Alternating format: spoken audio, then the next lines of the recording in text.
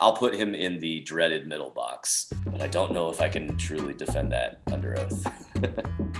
Hello, I'm Haley Joel Osment, and today I'm going to be taking 9 of my characters from the past and aligning them on the D&D character alignment chart. It's going to be an interesting challenge trying to figure out how the 6 or 7 chaotic evil characters can be arranged in other boxes. First up, we have SEAR from The Sixth Sense. When we first encounter Cole, he is living an incredibly traumatic life, and nobody else, until he meets Bruce Willis's character, really seems to understand what he's going through, and he doesn't trust anybody, not even his own mother. He realizes that he actually has a purpose in life to help people come to terms with things that were left unsaid. So I would definitely place him in the good category. He has a power that could be used for evil or that could go off in another direction, but I'm going to place number 1, SEAR, in the chaotic good box. Number 2, the robot David from AI, Artificial Intelligence. This brings up a lot of interesting philosophical questions because he is a programmed android. His only goal is to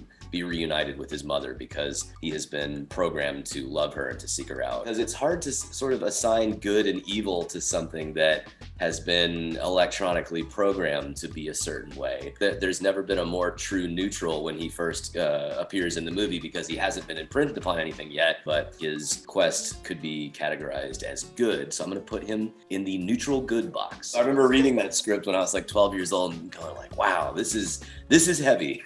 MESMER from The Boys. MESMER has a kind of a tragic progression in his life. He's mostly obsessed with recognition and money and fame, which leads to him doing things that he believes are right, but end up having him side with Homelander and some other people who you would probably not categorize as good. God, I'm tempted to put him in the lawful neutral box because he's appealing to the state. I'm going to put MESMER in the chaotic neutral box. It's funny to come back and sort of do a forensic analysis of all these characters. Everybody is the protagonist of their own story in their own head. Very few people, tell themselves that they're the bad guy or that they're evil. Some people do, but it's rare, who imagine themselves to be the hero of their own journey, but are just the villain in another tale. Silicon Valley and Keenan FELDSPAR. This is a really challenging one to place on this grid. Keenan is somebody who is super positive and, a real booster for things, but ultimately, as we see in real life with a lot of people from Silicon Valley, his motives and his morals are severely lacking, if he could be said to have morals at all. It's kind of a political point I'm making here. I would describe him as lawful because Keenan does things that are morally incorrect, but are totally supported by our culture in tech and in our capitalist society.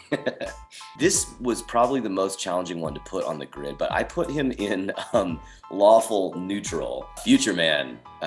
This is so fun to see these guys all laid out because I was like, wow, there's some really science fiction extremes going on in this list. And Dr. Stu Camillo is kind of an immortal, eternal AI representation of his corporeal form. He doesn't really live in a moral universe that would be familiar to us. He does have rigorously enforced systems and rules that he abides by, and there's a way that he thinks that everyone should be, and he's going to sort of fascistically enforce that law on everyone that's still alive. I am going to put him in the lawful evil box.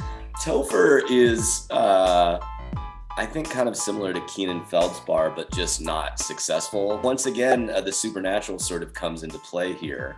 And for that reason, I'm going to put him, I might be going back on this. It's so hard, looking at this list to figure out who is truly the most evil character. But for the fact that he's a zombie, I think that puts him in the chaotic evil category because he's just trying to eat everyone's brains. And what is more chaotic than that? KOMINSKY method. ROBBIE is one of the greediest characters that I've ever played. He is willing to break any rule to get what he thinks is deserved from his grandfather's fortune after his grandfather passes away. I'm gonna put ROBBIE in the neutral evil category because he's evil and he does evil things, but he does them in a very calm and neutral way. Sora from Kingdom Hearts, the easiest one. Sora is all about friendship and loyalty and helping so many people for the last 20 years get what they need, trying to keep the Heartless from hurting anybody. So Sora is definitely the most unambiguously good and lawful character that I've ever played.